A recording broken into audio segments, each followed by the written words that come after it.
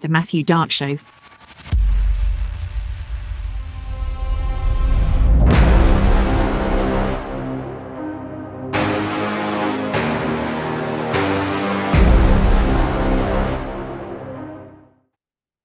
Ladies and gentlemen, praise God. Welcome in. I think let's start with what we saw Friday night. Of course, the White House Correspondents Dinner, Donald Trump in attendance against his greatest enemies. I mean, the press has been absolutely brutal to Donald Trump for his entire political career.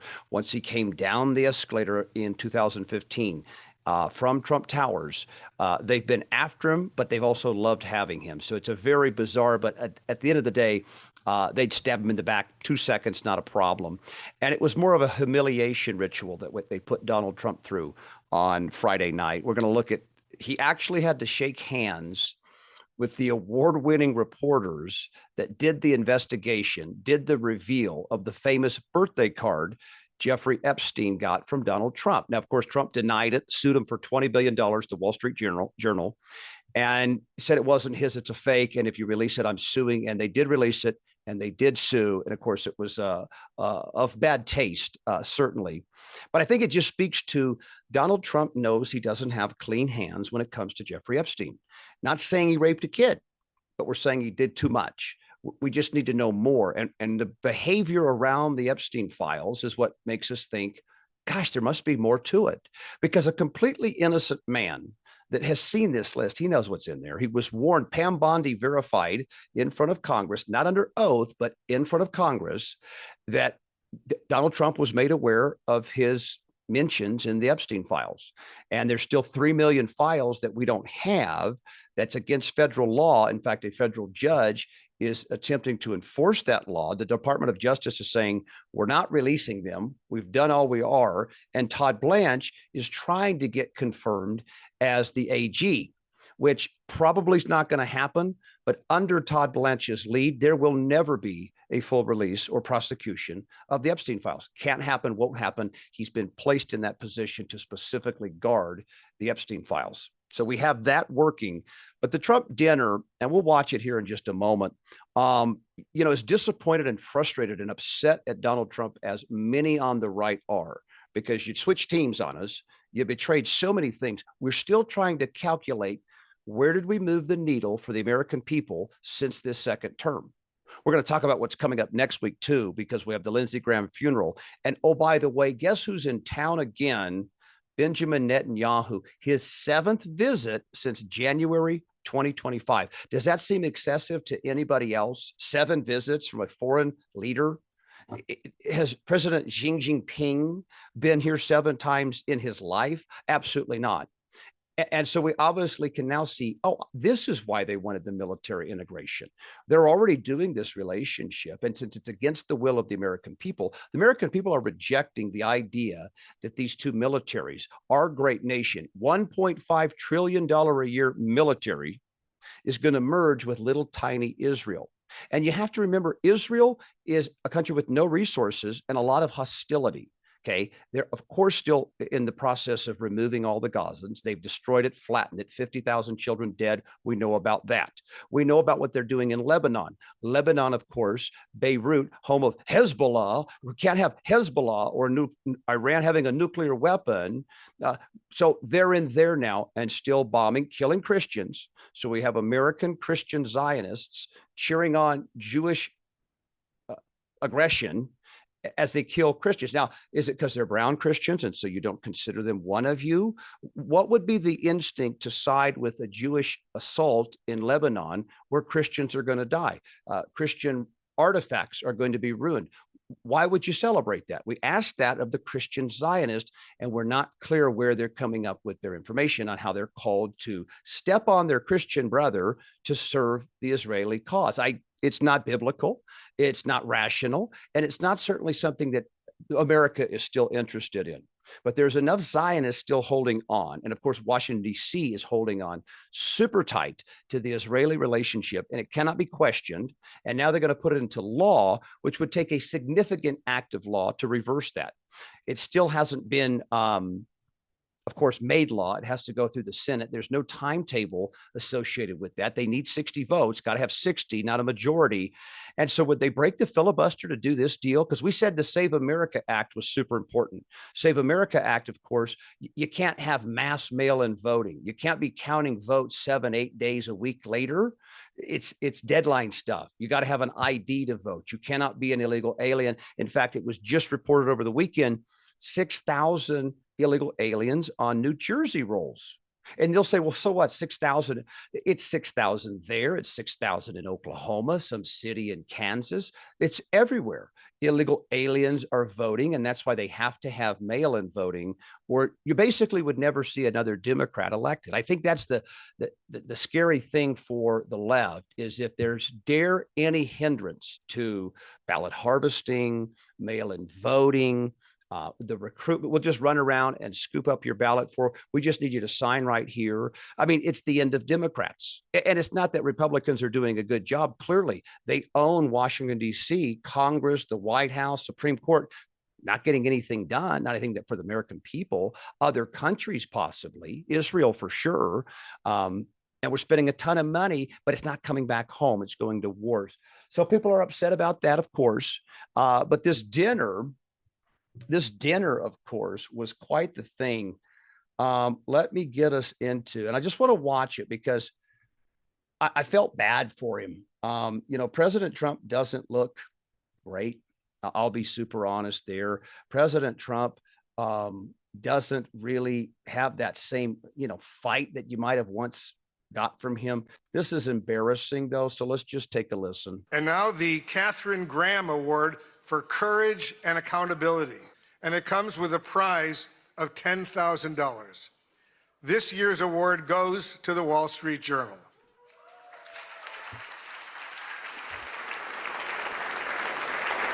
The Journal's courageous reporting on President Trump's past relationship with financier Jeffrey Epstein triggered the release of the so-called Epstein files, thousands of documents that might otherwise have remained hidden from the public. And despite the president's threat of a lawsuit, the Journal published a story about a provocative letter to Epstein bearing President Trump's signature. Trump quickly filed a $20 billion lawsuit against the Journal, revealing reporter Khadija Safdar's home address. And look at his face. Melania was not in attendance, just FYI. The Journal was kicked off of Air Force One, but the reporters continue to file revelatory stories. Please welcome the winners of the Katharine Graham Award from the Wall Street Journal. Khadija Safdar, Sadie Gurman, Annie Linsky, Josh Dawsey. These are the people again, he sued, Alex Leary, and Rebecca now Ballhaus, he has to and give Ryan him an Barton. award. Their colleague, Joe Palazzolo, could not attend tonight. So Joe Palazzolo couldn't come. But here's the president. Here's the people that showed the world his birthday card. He sued him, not successfully. And then here it is. Congratulations. Wonderful. Thank you for doing that. Look at it. What am I doing? These people were trying to bury me. And here he goes. This is something else. And they hate him, but they're getting to meet the president. So here they go. And the snakes. This is the most humiliating thing. I mean, I cannot, this is unbelievable.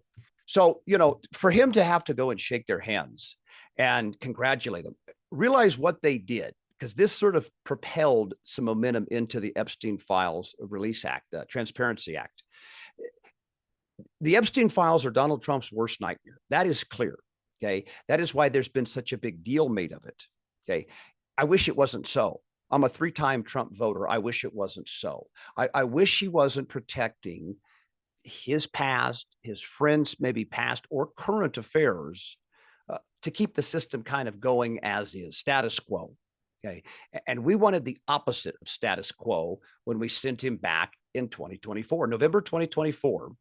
You felt like the deep state is in trouble. The swamp is toast. Think about it. He had nothing to lose. Donald Trump wasn't going to run. This talk of 2028 is ridiculous. He doesn't have the health to go on. I mean, I think it's going to be a real struggle. They're reporting a lot of edema. You can see the fatigue, and that skin does not look good. Okay, so and he's looking heavier than ever. Now, he had lost some weight. If you remember early in Trump's campaign, 2015, 2016, taking office in 2017, he was heavy. He was chubby. There's no doubt about it. He was famous for the Diet Coke and McDonald's and eating. And he thought McDonald's was a good choice because their standards had to keep the food safe. And he was always paranoid about getting food poisoned or attacked by his food. And maybe that's fair, maybe that's not. But he was in terrible health. And he did lose weight, clean it up. For this second term, but it looks like the weight's coming back on. The fatigue is starting to come on heavy. This Epstein thing is just a huge, I mean, it's an elephant on him, a rhinoceros on him, a silverback on him. And it's not going away. It's not going away. The scary thing for Donald Trump is he will lose control of the Epstein files at some point. That is going to happen, whether even if he keeps control in November and Republicans still have these little tiny margins, that's fine. But in 2028, it is going to switch and he will lose control of these files.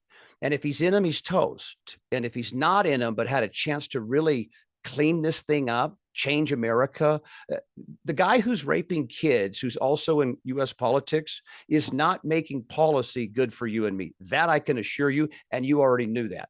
So draining the swamp takes care of so many things, takes care of all the overseas wars, all the neocons, all the globalists saying, nope, we got to, wherever there's a trouble, America's going to respond. And that's why we need the 1.5 trillion for the military each and every year. That is insane. That is a country that wants to be in conflict. 1.5 trillion. Are you kidding me? We shouldn't have soldiers in Japan. We do. Germany, we do. All over the South Korea, we do. And we pay for that. And now we're adding so much more ships, drones, and we're in everybody else's war. So, of course, we're funding Ukraine, funding Israel in these efforts. And we get like zero out of it because guess what happens here in America if Russia gets to keep Crimea and the Donbass in Ukraine? Nothing. Nothing at all changes in your life. They tried to tell you early on in the Ukraine conflict that if they take Ukraine, they're coming for the rest of Europe. That's what they tried to tell you. That somehow Russia was going to be able to take on the world by itself. And that's why we must go all in here at Ukraine. That was a lie.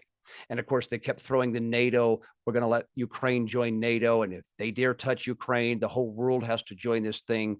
And that was a lie. That's never going to happen. But you'll hear on Fox News right now that they say Ukraine's winning the war. Right. And I think that's the opposite, is that we continue to fund Ukraine enough to keep the thing going. And Russia is actually showing incredible restraint on this because clearly they're a nuclear power. So number one, just so everybody's clear, Ukraine could cease to exist if that's the route Russia chose to take. Clear. They also have, 10 times the man force and military capabilities that Ukraine has. Now, we have to understand that Ukraine is getting U.S. money. They're getting French money. They're getting British money. They're getting everybody's support and help. That's how they're able to do this. We're already into Ukraine for close to $300 billion since 2022. $300 billion solves homelessness, mental illness, neglect, $300 billion put into America and get the nonprofits and all that stuff out of the way. We clean up streets. We build mental institutions because our homeless people that are choosing to live on the streets to do drugs and be free, that's not an option anymore. You can't destroy Los Angeles. You can't destroy Denver. You can't destroy New York City with your homelessness. We have facilities that we built for you. We said no to the wars and we built these hospitals to take care of you because we have to get you off the streets. Do you see the difference? As opposed to the $300 billion that went to Ukraine, that actually resulted in 1 million dead Ukraine and Russian service people. Now, you tell me what makes more sense with the money.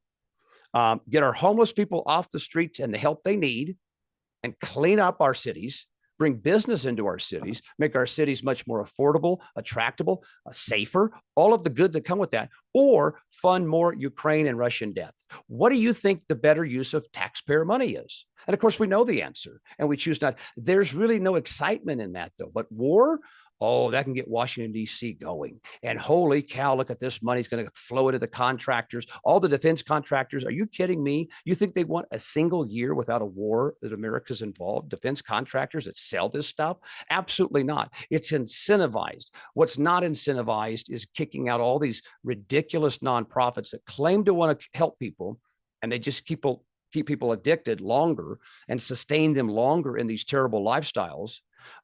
That's not as exciting than we took out Russia. We're going to take down Iran. Saddam Hussein's got nothing on us. That's where the money's gone. And it's gotten us nowhere other than a lot of inflation, a lot of hopelessness in America. You have a change in demographics in America in which young people can see this isn't fair. We can't buy a house. My grandparents have been retired for 30 years with a house, playing golf, traveling, and they're saying, there's no way I'm going to get to do any of that stuff. So we don't care about the wars. You have them speaking. So our baby boomers, remember 62 to 80, we're going to lose them at some point. They're not going to be 100 years old. Okay. So that demographic below them is pissed at the current circumstances of Washington, D.C. So we have Trump humiliating himself at this White House dinner. And then we look to Tuesday this week, where Benjamin Netanyahu is back again, 7th visit. And this time he's going to see Lindsey Graham's funeral. And just a thing on Lindsey Graham real quick. We never cheer or celebrate somebody's death per se. I mean, it's hard to believe you would be sad that we lost Jeffrey Epstein. That's hard. But for the most part, most people's lives wouldn't be so awful that you would actually celebrate them dying. Jesus does say, Matthew 18:6, he says it like this: if any one of you should dare hinder these little ones that want to come to me, then it would be better that a millstone is placed around your neck and we put you out at sea.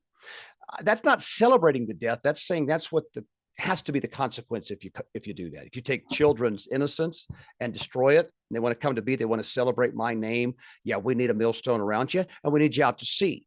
But Lindsey Graham, let's make sure we understand as Americans, he was a bloodthirsty. He said there wasn't a dollar not worth spending to fight back Putin. Same thing in Iran, and this continued support of Israel over America. So we're going to pretend none of that happened, and we're going to celebrate his life, and we'll wish him, we wish that pray that he knew the Father, Lord Jesus Christ. John 14:6 says there's just the one way to salvation. Jesus says it, I am the way, the truth, the life. There is no other way to the Father except through me. And so we hope at some point he was able to have that conversion and take the Lord into his heart. We look at fruit too, though, and the fruit didn't indicate that. Didn't look like he was walking with the Lord, but he was celebrating the death of the Gazan children. He had no problem with the slaughter going on now at the Iran School for Girls, day one of the new war we're in. He was, in fact, saying we should be going harder. We should be supplying Zelensky what he needs, give the Jews what they need. Israel needs our support because all these people want to kill him. And so he's going to come over and celebrate the life of Lindsey Graham. Bibi then will take a meeting with President Trump and discuss this completely dissolved, off the table MOU. There is no agreement. They took a small pause this weekend on the bombing. Pakistan now is proposing that there be another meeting to discuss it and have China involved.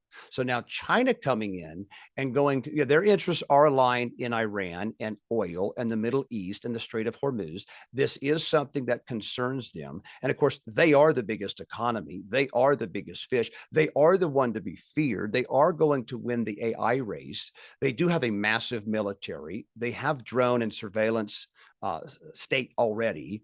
So they're much advanced in this, and they can play ball and sit at that table all day and night. But that just is going to show a further slip in American superiority, that now we're having to bring China in to help us get out of a situation that you had no business being in the first place.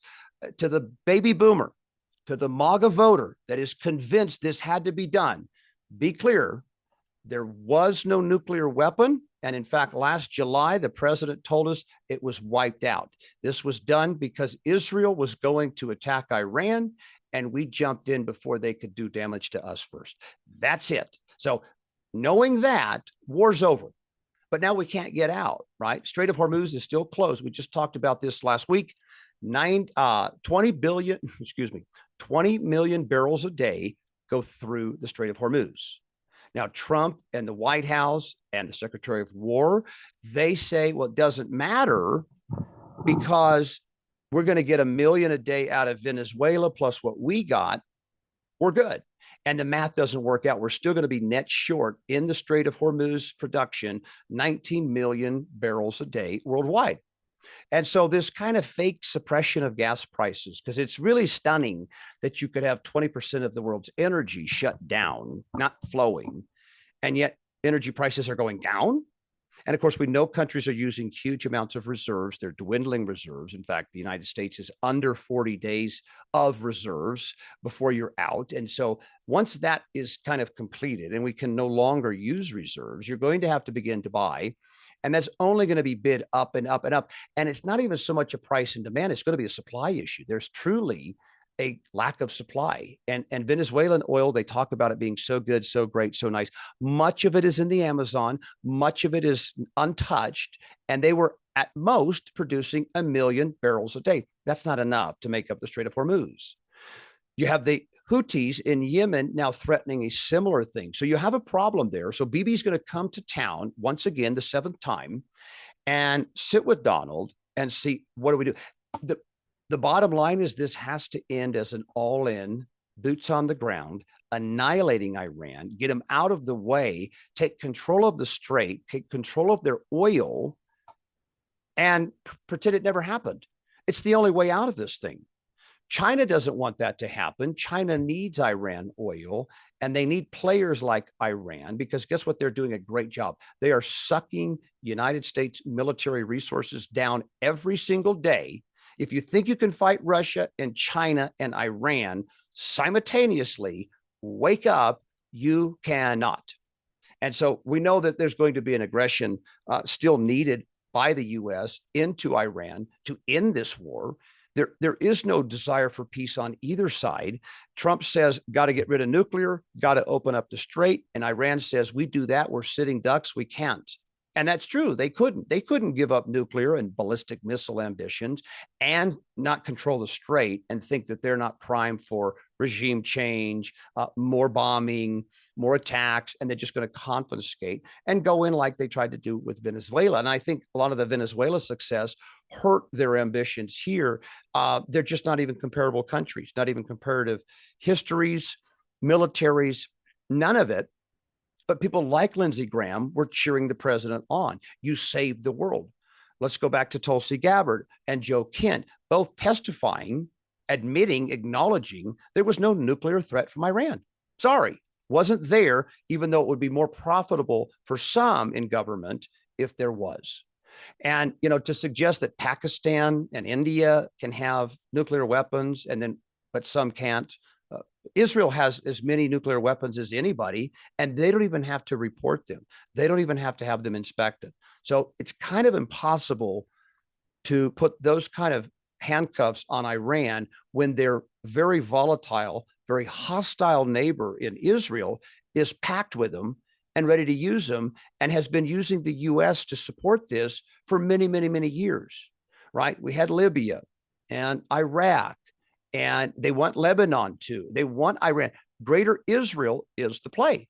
Greater Israel expands the Euphrates to the Nile, and that's a huge swatch of land. And of course, that's why they instigated with Egypt in the 60s. And of course, the USS Liberty, which was attacked, ladies and gentlemen, was attacked knowingly, willfully by the IDF, by Israel, to provoke the United States to attack Egypt. And it didn't work. They didn't sink the ship. They left witnesses. And they will testify to this day, those survivors, our military people who should be believed before a foreign government, said they knew what they were doing. The ship was totally marked and flagged. They cut off our radio emergency signals. They were intercepting them. They did it. And to believe the foreign government, or to take it as hey, that was an accident. Well, guess what? That kind of accident eliminates you from certain partnerships. Are you kidding me? And now we're going to put into law the union of the IDF and the U.S. military. You couldn't pick a more hostile. You'd be better off doing a deal with North Korea like that than you would be Israel. Are you kidding me? Isn't it ironic? Nobody messes with North Korea. Not a good country. Kim Jong-un, not a good man. But nobody messes with them. Why? They have a nuclear weapon. So, and they have no problem using that if they're threatened. And so, to say that Iran can't have it, Pakistan can, that's a tough deal. The bottom line is we shouldn't be in their presence. The United States does not have a role in the Middle East anymore. If it's to protect Israel, it's time to sever that now. It's too expensive. It's too deadly. and it causes too much distraction. See, we were just getting into the guts of the Epstein files, the mid-February release, or the mid-February Pam Bondi testimony. This is mid-February. They released him at the end of January. Epstein prosecutions were sitting right there. What happened on February 28th? The war with Iran. And we haven't looked back. Even though Donald Trump has wanted out and wanted peace, A, he knew he wasn't even close to getting it. And B, as long as it went on, it further pushed back the Epstein demands. And they're not going away, though. And so you just saw how he had to go shake the hands of people that he tried to sue and wasn't successful. They reported the birthday card. The birthday card is, of course, his. His hands are not clean when it comes to Epstein's, but because of that, because our president is worried about his reputation, we have to fund a war in Iran, and gas is right back up. 420 is really easy to see. If you're in a state that's lower, good for you, but it's all coming. Higher prices are always a part of war. We have to print money, devalue the dollar. We have interest rates right now moving higher. The 10-year note is moving aggressively higher into last week. You have metals sort of kind of coming up at the same time of bond. Remember, metals got shellacked once the war started. Why? Oil has gone up and stayed up. It's priced in dollars, strengthened the dollars. You buy gold and silver as a hedge for the dollar. And so right now that trade is on hold until the war's over, and then it would most likely resume because those metals are just ingrained in our technology, our manufacturing. We need gold and silver.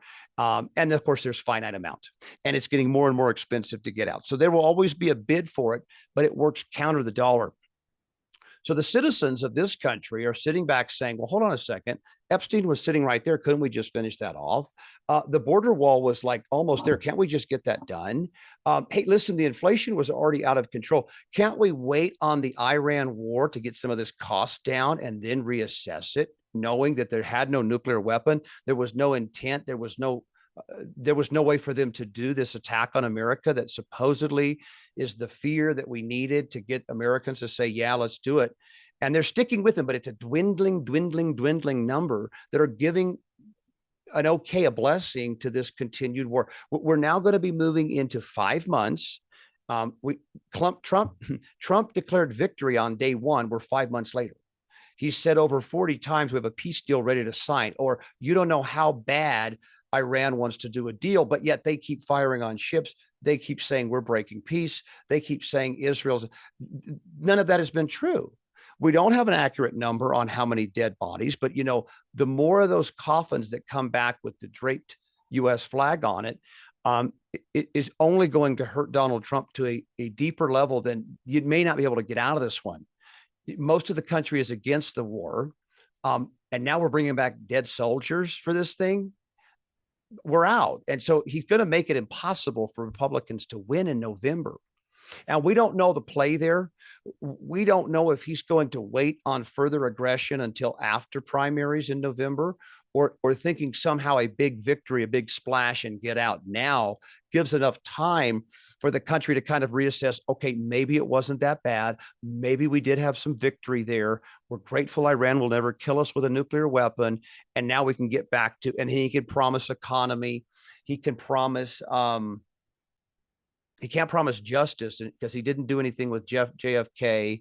Remember, they tried to release the UFO files and get us going on that. And most of this stuff has just been for show, no intent of doing anything or disclosing anything, revealing new information, prosecuting criminals. We didn't do anything with USAID. So it's really all been kind of a show, kind of a trick. Trump has personally made a ton of money this second term that is going to come back to bite him.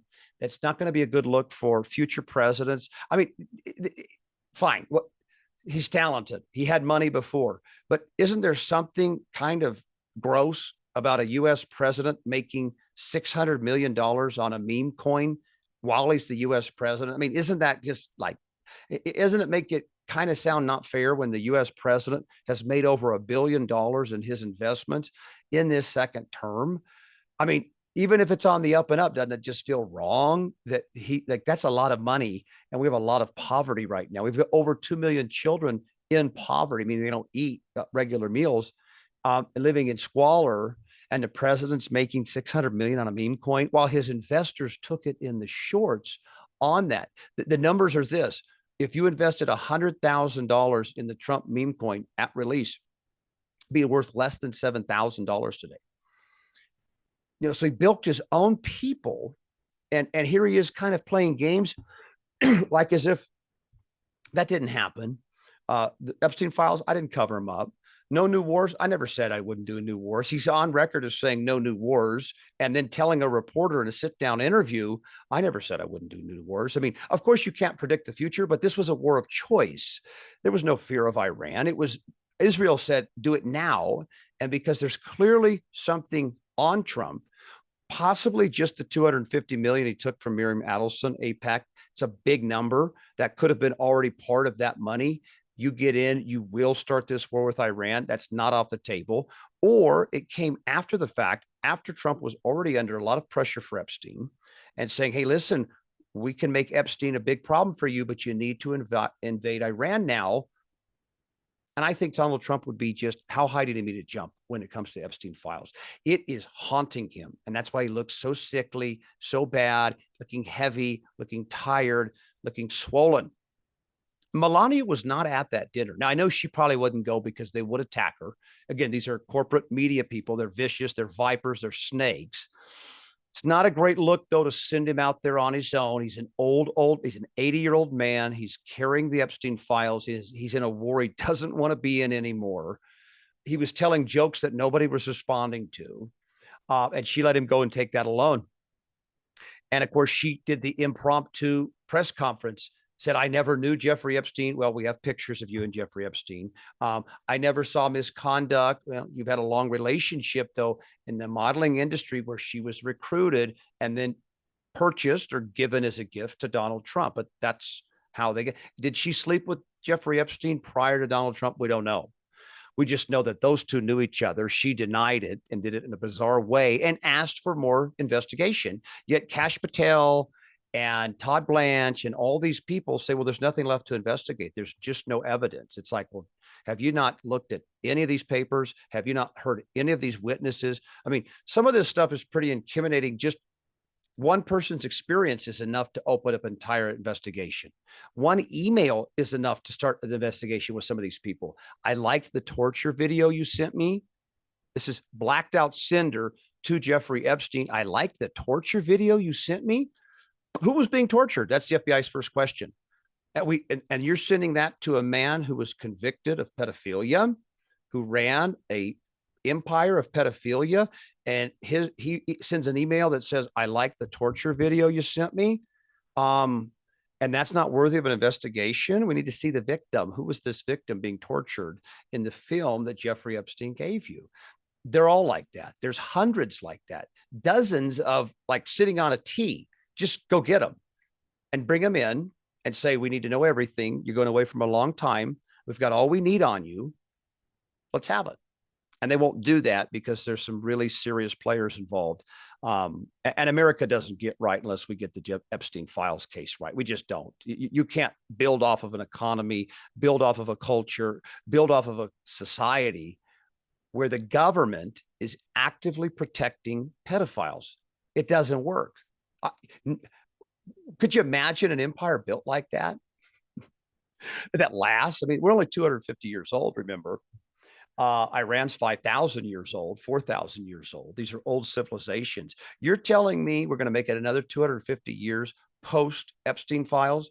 Because you really do have to look at it one of two ways. I think Trump fits into this category too. Trump pre-Epstein files and post. Different man, totally different guy. Before the Epstein files, there was a sort of victimhood that you could find, a martyr sort of way you could be with Donald Trump, a thankfulness, a gratitude for look at what he's doing. Remember, a lot of Trump people would be like, well, he's a billionaire. He's got a great life. And look, he's willing to set all that aside to come serve and not even take a salary. And that was the sentiment. And we didn't really have the Epstein case on Trump at that time. We knew about that picture and we knew about, but in his early campaign, 2015, 2016, 2017, he really wasn't mentioned as a player. And it really wasn't ever he was never the star of the Epstein files like he's made himself now. So there was like you felt bad for the guy. You wanted to rally the guy, support the guy, even though he had a better life than all of us, regardless. Even if he got yelled at and attacked and impeached and blah, blah, still had a better life than 99% of people, even though those are tough circumstances. And so people were attached to him. That's pre-Epstein, what we know now. And I think now that we know what we know, his conduct around the files, his pictures, his birthday card, his protection of, I mean, he said weird stuff like, I just don't want to see innocent people get hurt. Meaning he's more concerned about a rich friend of his being falsely labeled as a pedophile than he is the actual victims of pedophiles. Does that make sense? Of course not. And that's a guilty person. That's an unclean hands person. That's a person that obviously doesn't want us to see what's behind the curtain. That's post-Epstein. He doesn't have that same. And of course, the Butler shooting really cemented that. That's a staged shooting, the ear one. At that point, even Democrats were like, geez, I didn't realize they were going to kill him. Fine, let him be president. And it really cemented the love for so many of his original voters. That's Butler. That's July 2024. We still haven't got to the really malfeasance of the Epstein files. Trump still had the favor of America. And those that were in the middle, he hadn't really done anything since then, and certainly past Butler, to give him ill will, to say bad about him. He earned some sympathy. He earned more voters after that shooting, for sure, for sure. And of course, Kamala Harris wasn't a serious candidate, so it was an easy win for him. But then I think once he was past that hurdle, he was untouchable. He wasn't going to have to run again. He was back and, loaded with, I'm going to get those who wronged me kind of mentality. And American people wanted that. These people, remember lawfare, we heard lawfare for 4 years and, they're indicting Trump on this and all this bad stuff on this. And then nobody got in trouble. No, they didn't do anything to anybody. James Comey, they bumbled that indictment and he's not being charged. He'll never do any time, even though he leaked classified information to Washington Post to hurt Trump, sitting FBI director. He's not going to get any trouble for that. None of them are. Hillary Clinton pays for a fabricated $7 million for the Steele dossier, knowing it was entirely false. And that's what started our Russia. None of these people are nothing's going to happen to them. So that's the frustration, is that nothing will happen. And so it doesn't matter Republicans or Democrats anymore. None of that matters at all. One just wears this costume. The other wears this costume. We absolutely need a third choice. It has to be done for this next cycle. And anybody's up for grabs. Why? Here's what people want.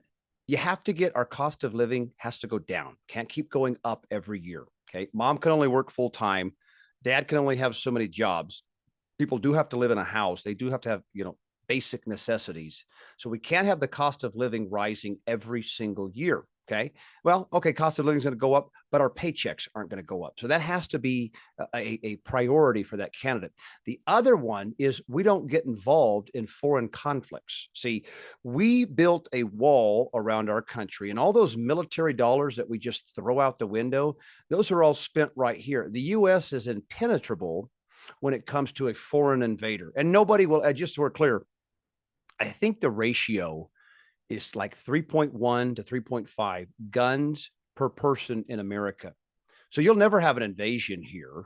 You might have destruction and ballistic attempts, but we've spent all our money defending that, guarding that, being prepared for that.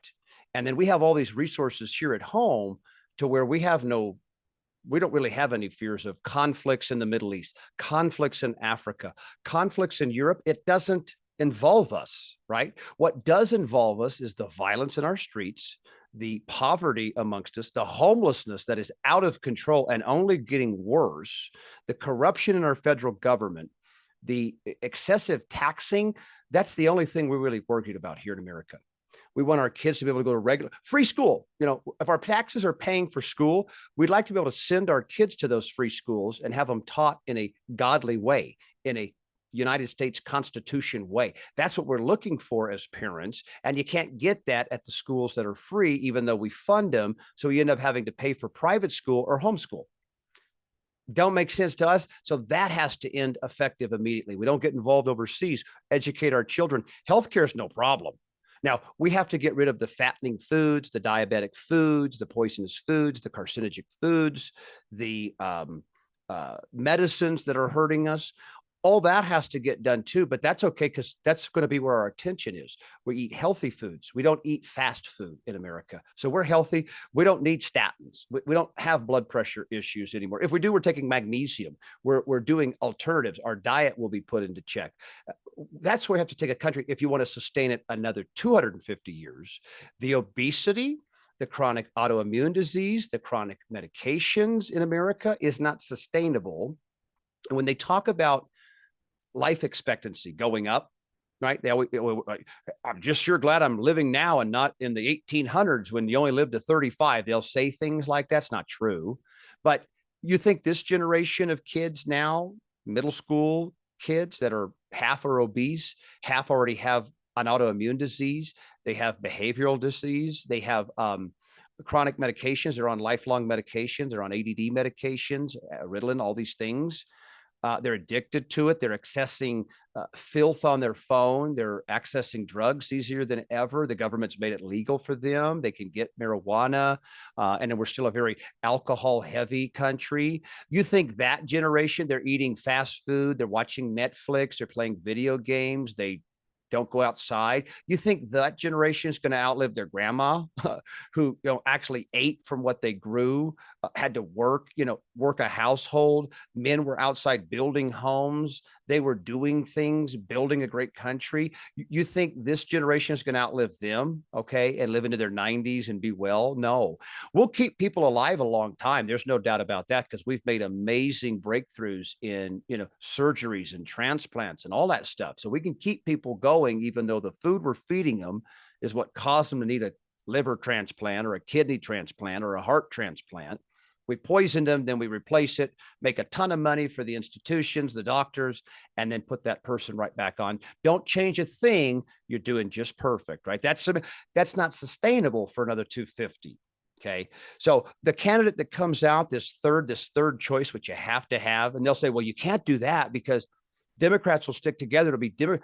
It's going to be part of the process. We're probably going to have to lose some elections to build that third party, but this isn't working. This is clear it's not working. No new wars. You're in like an all-time forever war right now. Just got started. You're 5 months in. You're not close to getting out.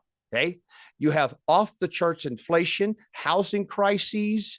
That's on both parties causing that. Why is that my only choice? It can't be.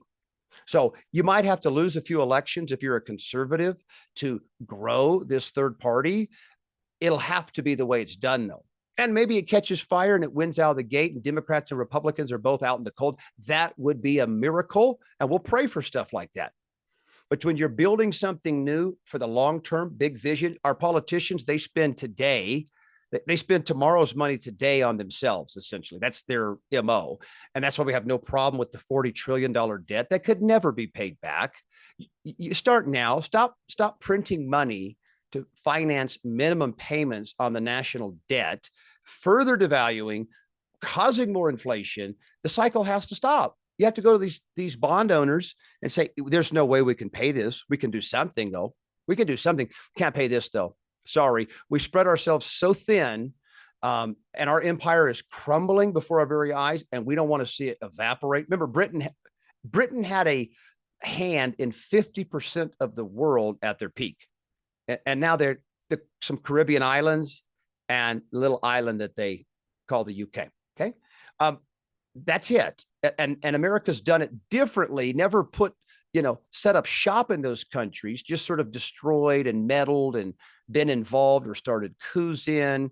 Of course, they had to get Zelensky in Ukraine. The president before Zelensky was actually trying to make peace with Putin.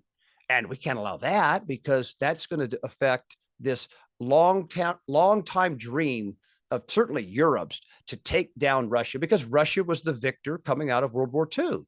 And they resented that. And they probably picked the wrong friend in that war. But that bitterness still rages on, and we're seeing it play out in the Ukraine war. So we'll absolutely Keep an eye on Bibi's meeting for Tuesday. We'll be back this week for sure. Do this, folks. Until next time, serve the Lord Jesus Christ. Tell a friend about him. Stay good. God bless everybody. The Matthew Dark Show, your one-stop show for truth, courage, fellowship, and faith. Available everywhere you get your podcasts.